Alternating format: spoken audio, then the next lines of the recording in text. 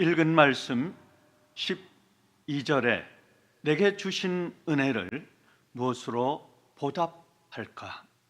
은혜란 무엇입니까? 시인은 주께서 내게 은혜를 베푸셨음을 말하고 있습니다. 은혜는 값없이 베풀어 주시는 하나님의 호의와 사랑을 말합니다. 로마서 4장 4절에 일하는 자에게는 그 삭시 은혜로 여겨지지 아니하고 보수로 여겨지거니와. 사도 바울은 로마 4장에서 아브라함의 믿음을 설명하면서 행위로 의롭다 함을 받았으면 자랑할 것이 없다고 강조하면서 일하는 모든 사람에 대한 대가의 삭을 사도 바울은 강조하고 있습니다. 세상은 일한 대가를 분명히 취급합니다. 일하는 사람은 일한 대가를 받고 일하지 않는 사람은 그 대가의 보수를 받을 수 없습니다. 그러나 인간의 행위와 공로로 말미암지 않고 주어지는 것이 하나님의 은혜요 사랑입니다. 그러므로 저와 우리 성도의 신앙의 시작은 행위가 아니라 은혜이어야 합니다. 13절에 내가 구원의 잔을 들고, 시인에게 베풀어 주신 하나님의 은혜와 이 새벽에 저와 우리 성도에게 베푸신 은혜와 사랑은 무엇입니까? 구원의 잔을 들고 여호와의 성호와 이름을 부르는 찬양입니다. 잔은 무엇을 가르치고 있습니까? 잔은 기쁨이요, 잔은 또한 즐거움입니다. 구원을 받은 시인이 하나님을 찬양하고 구원의 잔을 높이 들고 기쁨과 즐거움으로 가득 넘치듯이 저와 우리 성도 모두가 이 새벽부터 하나님이 주시는 구원의 감격과 기쁨을 찬양하며 오늘 저녁까지 오늘 하루의 영육의 즐거움을 누리는 삶이 되어야 한다고 하는 것입니다. 주님께서 주시는 기쁨, 은혜, 이 사랑은 세상의 어느 곳도 어느 곳에서 어떤 사람에게도 받을 수 없습니다. 오직 위로부터 하나님의 영, 그리스도의 영, 성령의 영으로 위로부터 내리는 그 은혜여야 받을 수 있습니다. 여호와의 이름을 부르면서 하나님의 성호를 찬양하며 주께 모든 영광을 돌리겠다는 시인의 고백입니다. 주께서 최고로 기뻐하시는 것, 시인에게 베풀어 주신 은혜를 감사하듯 저와 우리 성도에게 베풀어 주신 주의 은혜를 깊이 깨닫고 감사하는 시인의 고백이 바로 저와 여러분의 고백이어야 합니다.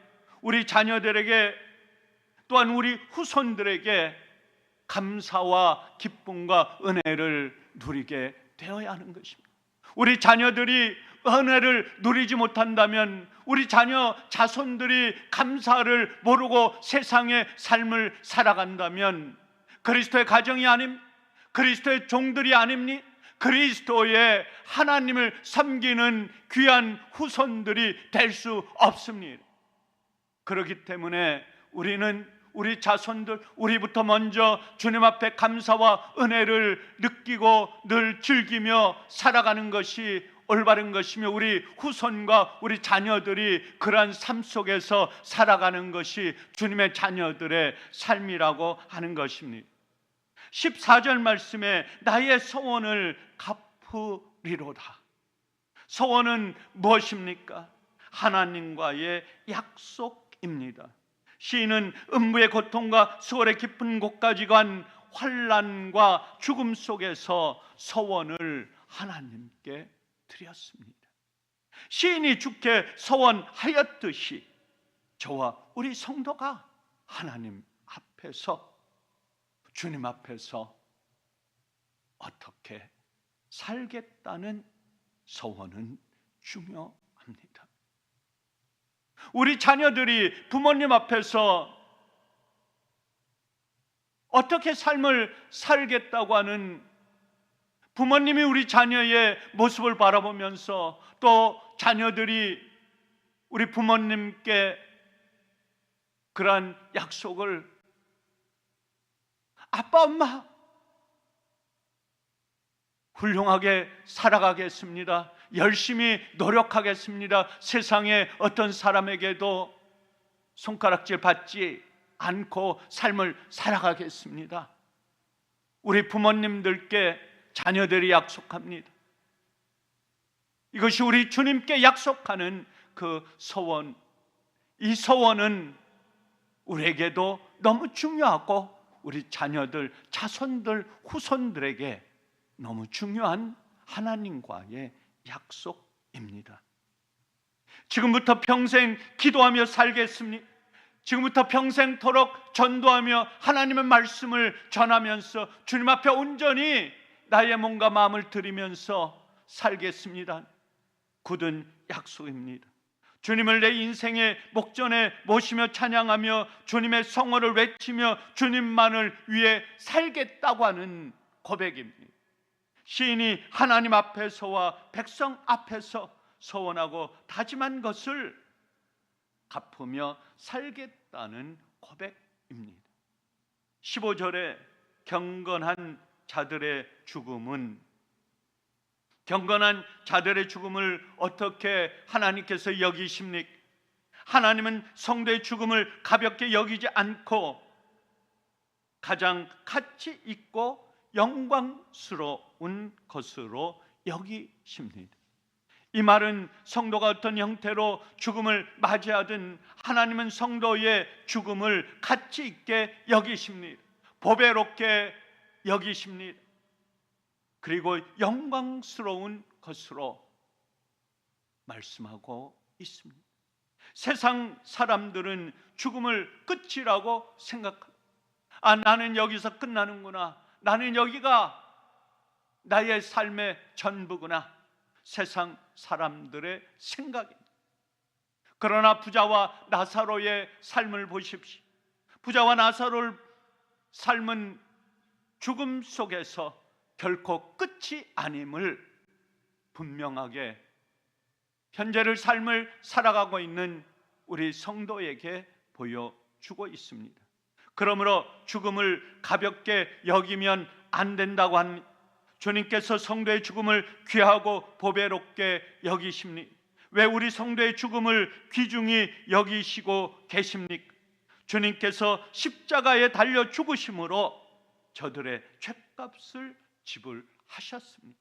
사망 권세를 이기시고 부활하셨습니다. 그 부활의 생명으로 다시 태어나게 하신 주님의 자녀들이기 때문에 저와 여러분은 귀합니다. 우리 자녀들도 후손들도 귀하게 생각이 되는 것입니다. 주님께서 저와 우리 성도의 죽음을 귀중히 여기십니다. 16절에 주께서 나의 결박을 푸셨나이다. 시인은 자신에게 베풀어 주신 은혜를 말하면서 결박을 풀어 주셨다고 고백합니다. 사망의 줄이 시인을 결박하여 꽁꽁 묶었습니다.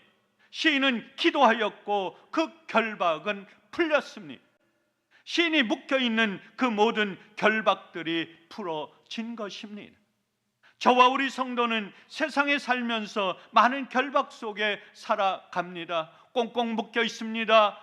앞뒤 진퇴양난입니다. 앞으로 갈 수도 없습니다. 뒤로 물러설 수도 없습니다. 이러한 환경 속에서 저와 우리 성도의 삶은 시작하고 마치는 것입니다. 오늘도 새벽부터 하루를 시작하면서 악한 영이 저와 우리 성도를 결박합니다. 묶어 놓습니다. 나갈 수 없게 만들어 놓습니다. 세상의 많은 일에 매임을 당하게 합니다. 물질이 우리를 속박합니다. 세상 권세가 저와 여러분을 묶어 놓습니다. 자녀 문제로, 불안과 두려움으로, 질병과 상처와 고통과 아픔 같은 쓴뿌리로 저와 우리 성도를 뭔가 마음 모든 것들을 결박해 놓는 것입니다. 결박을 풀 수 있는 방법은 무엇입니까? 저와 여러분 스스로 결박을 풀 수 있다고 생각하십니까? 저와 여러분이 어떠한 환경 속에서도 혼자 스스로 문제를 해결할 수 있다고 생각한 적이 있습니까? 그것은 결코 없습니다. 이사야 58장 6절에 내가 기뻐하는 금식은 흉악의 결박을 풀어주며 명예의 줄을 끌어주며 압제당하는 자를 자유하게 하며. 이사야 58장은 하나님이 기뻐하시는 금식을 말씀하셨습니다. 눈물 흘리면서 결박이 풀어지지 않을 때에 간절히 나의 몸을 치면서 하나님 앞에 기도하는 것입니다. 시인의 고백처럼 저와 우리 성도의 결박은 주님께 금식과 찬양으로 속박되어 있는 모든 것들을 내어놓고 기도하면 주님께서 이 모든 결박, 이 모든 속박 속에서 해방하고 풀어주신다고 약속하셨습니다. 그렇습니다. 저와 우리 성도의 기도는 마스터 키입니다. 우리 성도가 기도하면 그 키는 모든 것들이 풀려집니다. 풀 수 있습니다. 열 수 있습니다. 저와 여러분이 기도하지 않기 때문에 속박으로부터 계속 이어져 나갑니다. 결박으로부터 풀려질 수 없습니다. 그렇기 때문에 하나님의 성도, 하나님의 사람들은 우리는 하나님 앞에 나와 기도하며 간절히 간구하며 찬양하며 말씀으로 이 모든 속박 속에 결박에 묶여있는 모든 것들을 풀어나갈 수 있다고 하는 것입니다. 사사기 15장 14절 말씀에 여호와의 영이 삼손에게 갑자기 임하심에 그의 팔 위에 밧줄이 결박되었던 손에서 떨어지니라. 삼손이 유다 사람들에 의해 결박당한 채로 블레셋 사람들에게 넘겨질 때 삼손에게 여호와의 영이 임했습니다. 삼손이 간절히 간구할 때 마지막 힘을 그가 원할 때 하나님께서는 삼손에게 놀라운 힘을 주셨습니다. 영의 놀라운 능력입니다. 위로부터 내리는 힘입니다. 삼손에겐 힘이 없습니다. 자신 스스로에겐 힘을 발휘할 수 없습니다. 오로지 하나님 위로 내리는 하나님의 영이, 주님의 성령의 영이 그의 결박을 풀 수 있었다고 하는 것입니다. 결박이 풀릴 때 블레셋 사람들을 물리쳤습니다. 강한 사람들을 물리쳤습니다. 우리도 마찬가지입니다. 우리의 결박 속에 있을 때는 어떠한 것도 할 수 없습니다. 그러나 위로 내리는 하나님의 영, 성령의 영, 그리스도의 영이 저와 여러분에게 우리 온몸을 감쌀 때, 우리 온몸을 휘둘를 때 세상에 어떠한 것도 임하지 아니하고 오로지 주님께서 임하실 때 세상에 어떤 어려움도 고통도 묶여있는 결박을 풀어 나갈 수 있다고 하는 것입니다. 성령이 임하자 삼손에 묶어있던 두 개의 새 밧줄이 떨어져 나갔습니다. 어떤 힘입니까? 세상의 힘입니까? 삼손이 갖고 있는 힘입니까? 아닙니다. 하나님께서 위로 내리시는 성령의 놀라운 힘입니다. 기도의 힘입니다. 저와 우리 성도가 하나님 앞에 기도할 때 놀라운 힘과 용기를 얻습니다. 세상의 어떤 어려움도 물리칠 수 있는 능력이 생기는 것입니다. 그게 우리 성도의 삶입니다. 우리 성도의 세상에 살아가는 방법의 이치입니다. 그것이 마스터 키라고 하는 것입니다.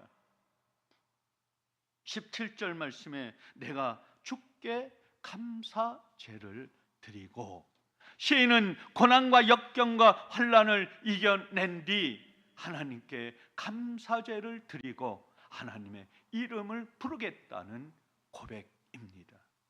시인의 감사는 시인이 말로만 하는 감사가 아니라 시인이 받은 구원과 은혜를 감사하며 하나님의 이름을 높이며 영광을 돌리는 깊은 감사입니다. 우리가 받은 만큼 감사하는 것이 아닙니다.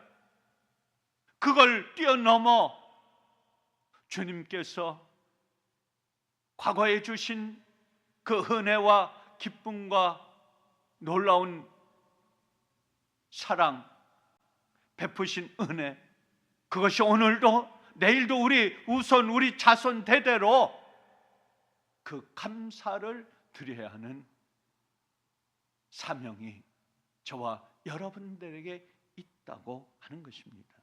18절 19절에 서원한 것을 여호와의 성전의 뜰에서 지키리로다.